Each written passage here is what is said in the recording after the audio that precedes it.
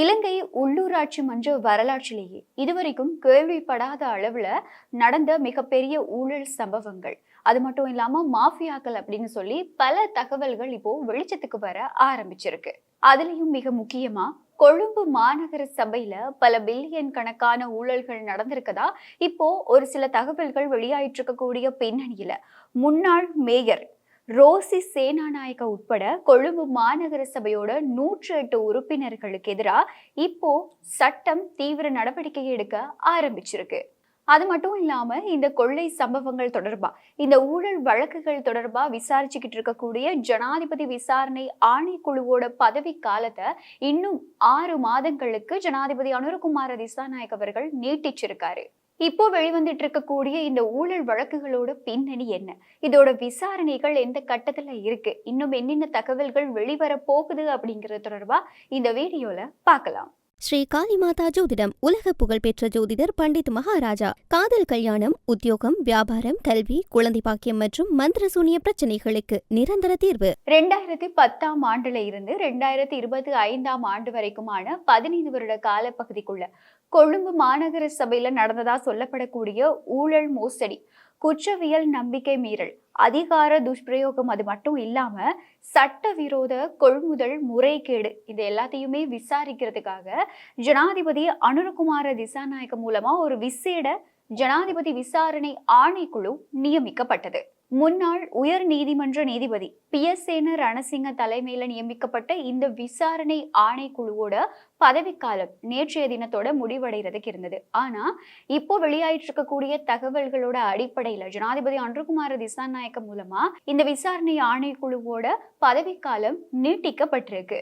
இப்போ வெளியாயிட்டு இருக்கக்கூடிய ஒவ்வொரு ஊழல் சம்பவங்களோட பின்னணியில ஜனாதிபதி இது எவ்வளவு நாட்களுக்கு நீட்டிச்சிருக்காரு அப்படின்னா, டிசம்பர் மாதம் 31ஆம் தேதி வரைக்கும், அதாவது இன்னும் 6 மாதங்களுக்கு இந்த பதவிக்காலம் நீட்டிக்கப்பட்டிருக்கு. இந்த விசாரணைகள்ல பல தகவல்கள் இப்போ வெளியாகி இருக்கு. அதுல வெளியாயிருக்கக்கூடிய மிக முக்கியமான தகவல் என்ன அப்படின்னா, கொழும்பு மாநகர சபையோட முன்னாள் உறுப்பினர்கள் எல்லாருமே சேர்ந்து நடத்தின பார்க்கிங் பிசினஸ். கொழும்புல வணிக முக்கியத்துவம் வாய்ந்த பொதுமக்கள் அதிக அளவுல வந்து போகக்கூடிய நெரிசலான பகுதிகளில் எங்களுடைய அலுவலகங்கள் அமைஞ்சிருக்கு அப்படின்னு கொழும்பு மாநகர சபை உறுப்பினர்கள் பொய்யான தகவல்களை வழங்கி இருக்காங்க.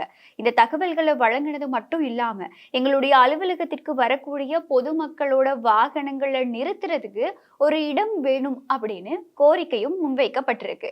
இப்படி பொய் சொன்னது மட்டும் இல்லாம அரசாங்கத்துக்கிட்ட இருந்து விசேட சொகுசு வாகன நிறுத்துமிடங்களை தங்களோட பெயர்களுக்கு முன்பதிவு செஞ்சிருக்கதா இப்போ தகவல்கள் வெளியாகி இருக்கு. இதுல வெளியாயிருக்கக்கூடிய முக்கியமான தகவல் இது கிடையாது. இப்படி இவங்க மூலமா முன்பதிவு செய்யப்பட்ட அரசாங்கத்துக்கு சொந்தமான இடங்களை கொழும்புல இருக்கக்கூடிய பெரிய வர்த்தகர்களுக்கும் நிறுவனங்களுக்கும் வருடாந்தம் 10 லட்சத்துல இருந்து 40 லட்சம் ரூபாய் வரையிலான தொகைக்கு இந்த உறுப்பினர்கள் சட்டவிரோதமா பிளாக் மார்க்கெட்ல வித்திருக்கதாவும், அதை வித்து அதனுடைய பணத்தை இவங்க பெற்றிருக்கதாவும் தான் இப்போ விசாரணைகள்ல அதிரடியான ஒரு தகவல் வெளிப்படுத்தப்பட்டிருக்கு. இப்படி பொய் சொல்லி அரசாங்கத்துக்கிட்ட இருந்து இந்த சலுகையை பெற்றுக்கொண்ட பல உறுப்பினர்கள் கொடுத்த முகவரிகள்ல எந்த இடத்துலையுமே வணிக இடங்கள்ல அலுவலகமே கிடையாது அப்படிங்கிறதும், வெறும் பணத்துக்காக மட்டும்தான் இந்த மாதிரி போலியான டாக்குமெண்ட்ஸை சப்மிட் பண்ணி அவங்க இந்த திட்டத்தை தீட்டி இருக்காங்க அப்படிங்கிறதும் இந்த ஜனாதிபதி மூலமா நியமிக்கப்பட்ட விசாரணை ஆணைக்குழுவோட ஆரம்ப கட்ட விசாரணைகள்ல தெரிய வந்திருக்கு. அதுலயும் முன்னாள் அரசாங்கத்துல கொழும்பு மாநகர சபையோட ஒட்டுமொத்தமா 119 உறுப்பினர்கள்ல 108 உறுப்பினர்கள் இந்த பார்க்கிங் கொள்ளையில நேரடியா சம்பந்தப்பட்டிருக்கதா தான் இப்போ உறுதிப்படுத்தப்பட்டிருக்கு.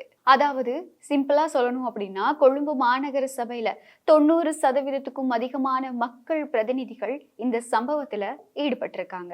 இந்த ஊழல் சம்பவம் தொடர்பான தகவல்கள் வெளியாக முன்னாள் மேயர்களை வரவழைச்சு விசாரிக்கிறதுக்கு ஆணைக்குழு இப்போ தயாராகிட்டு இருக்கு. அதனோட முதல் கட்டமா கொழும்பு மாநகர சபையோட முன்னாள் மேயர் ரோசி சேனாநாயக்கவுக்கு அடுத்த வாரம் ஆணைக்குழுவுல முன்னிலையாகி வாக்குமூலம் வழங்கணும் அப்படின்னு சொல்லி அழைப்பாணை விடுக்கப்பட்டிருக்கு. முன்னாள் மேயர் ரோசி சேனாநாயக்க மேயரா பதவி வகித்த காலத்துல நடந்த இந்த கொள்ளை சம்பவம், சட்டவிரோத ஆட்சேர்ப்புகள், அது மட்டும் இல்லாம சொத்துக்களை குத்தகைக்கு விட்டதுல நடந்த முறைகேடுகள் தொடர்பா அவங்க கிட்ட விசாரணைகள் நடத்தப்படும் அப்படின்னு ஆணைக்குழு வட்டாரங்கள் மூலமா இப்போ தகவல்கள் வெளியாகி இருக்கு. பொதுமக்களோட வரி பணத்தை மக்களோட நலனுக்காக பயன்படுத்தாம அரசாங்கத்தோட வளங்களையே பிளாக் மார்க்கெட்ல வித்து காசு பெற்றிருக்கதா தான் இந்த 108 மாநகர சபை உறுப்பினர்கள் மேலேயும் இப்போ குற்றச்சாட்டுகள் பதிவாகி இருக்கு. இந்த குற்றச்சாட்டுகள் எல்லாமே உறுதிப்படுத்தப்படுமா? இதுக்கு துணை போயிருக்கக்கூடிய இந்த முன்னாள் மேயர்கள் தொடர்பில் அடுத்து என்னென்ன நடவடிக்கைகள் எடுக்கப்பட போகுது, விசாரணைகள் இன்னும் என்ன மாதிரி நடத்தப்பட போகுது அப்படிங்கிற தொடர்பா நாங்க உங்களை அறியப்படுத்த தயாரா இருக்கோம். இந்த சம்பவம் தொடர்பா நீங்க என்ன நினைக்கிறீங்க? இப்படி வெளியாயிட்டு இருக்கக்கூடிய ஊழல் வழக்குகள் தொடர்பா இப்போ இருக்கக்கூடிய அரசாங்கம் இன்னும் என்ன மாதிரியான சட்டத்திட்டங்களை கொண்டு வரணும், இன்னும் எப்படி சட்டத்திட்டங்களை அதிகப்படுத்தணும் அப்படிங்கிற தொடர்பா உங்களோட கருத்துக்களை கமெண்ட்ல சொல்ல மறக்காதீங்க. மறுபடியும் இன்னொரு வீடியோல சந்திக்கலாம். ஸ்ரீ காளிமாதா ஜோதிடம் உலக புகழ்பெற்ற ஜோதிடர் பண்டித் மகாராஜா. காதல், கல்யாணம், உத்தியோகம், வியாபாரம், கல்வி, குழந்தை பாக்கியம் மற்றும் மந்திர சூனிய பிரச்சனைகளுக்கு நிரந்தர தீர்வு.